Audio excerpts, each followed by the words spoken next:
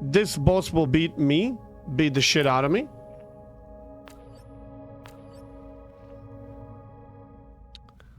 But we'll see.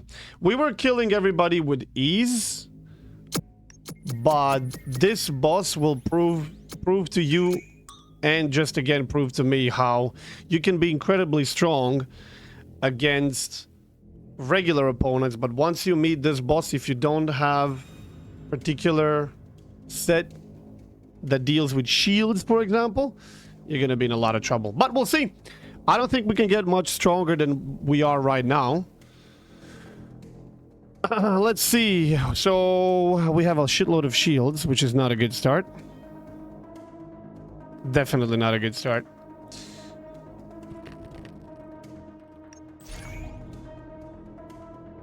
Okay. I guess we'll just use the shields then, since we already have them.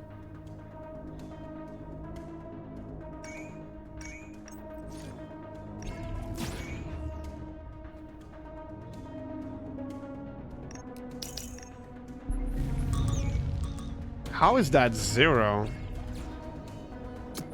I must have spent it on something. Okay, shields come soon. So we're gonna hit them as hard as we can right now. Oh my god, these guys are only on 12 as well. Why are they only 12? I had a lot more before.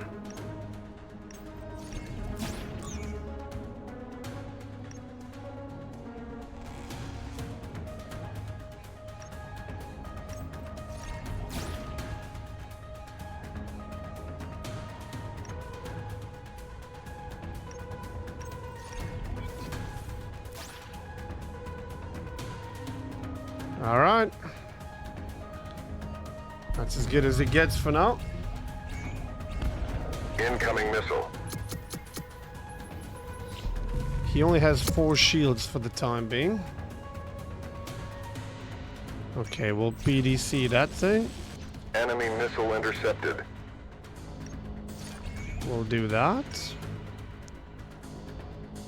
Then the ionized shell. Blast the shield and do damage to him, and then we'll do more damage there. So far so good, but he hasn't started pumping shields much yet. Can he attack me? Yes, he sure as fuck can. So we'll put up a barrier. Oh, he will actually hit us pretty hard.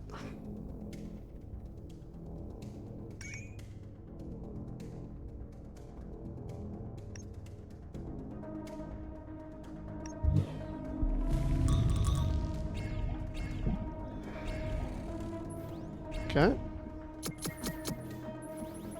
10 shields. Oof, more.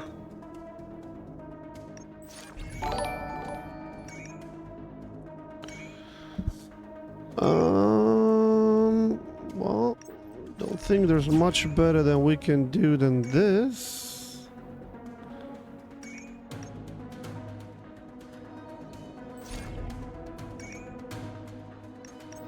Reactors overheating. God damn, that thing is down to 7, dudes. Holy shit. It's down to 7? We were hacked. Uh-huh, keep pumping shields, you little shit.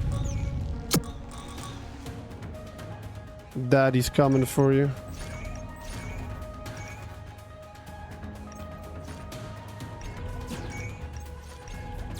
Enemy shields down. Down to 6. Wait. Did we just do it? No, he still has shields. Oh! Oh! Oh my god! Okay. Alright. That worked. 2 for 2. Easy. Even without ion shells, the only thing that we had was like 1 card that's ionized shell, which goes through the shields, does damage to shields, and does damage to equipment. which is nice, but that's it. The rest was just... Wow. He never got to stack a shitload of shields. Yeah, bridge. Kill the bridge, you kill the ship. Wow. Even though at this pace, we would murder everything if we didn't have to focus on that. Because that thing has 60 armor, while the rest of this is like 18, 12, 18, 22, 16. If I was focusing on these, I'd be shutting these down without this one. But yeah.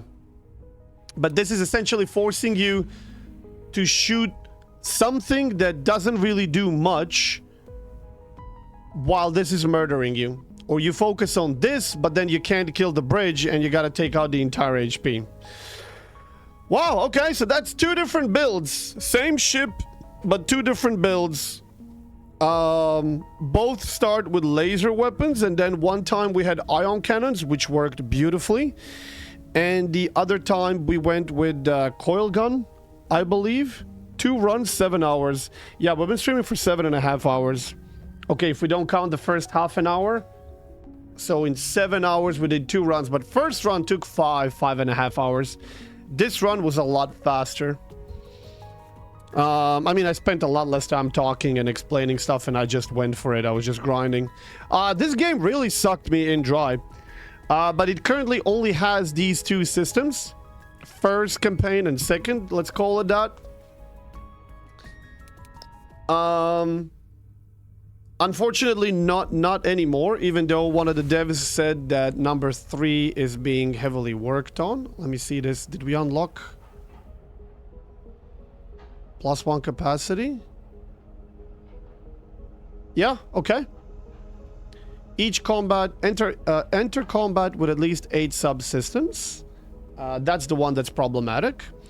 And this one is 4 out of 15. And like somebody mentioned, you can just choose this one and then buy this immediately and then quit and rinse and repeat until you max out this. You need Mark II equipment. They have 2 model slots. Yes, I know, but you still usually get only these. The shield barrier and the resource module is usually where I keep getting the sub modules. What I keep getting sub modules for, which kind of sucks because I need them for laser and my second weapon. Launch bay, this entire playthrough, we got it 1 step before the final boss of the second campaign. We never got an option to even buy it before. Utility hardpoint we usually don't get. Missile pods you can get, but dude, 8 different subsystems is very expensive, and they really need to be laid out for you so that you can buy them if you manage your resources properly. Because if we could do lock and load, which is receive a random compatible subsystem after defeating the 3rd enemy of each run, that would be a shitload of random compatible subsystems. That would be the shit because they're pretty expensive, and getting them essentially for free just for fighting and clearing the sector would be very powerful. And this is one of the main things that I would like to have.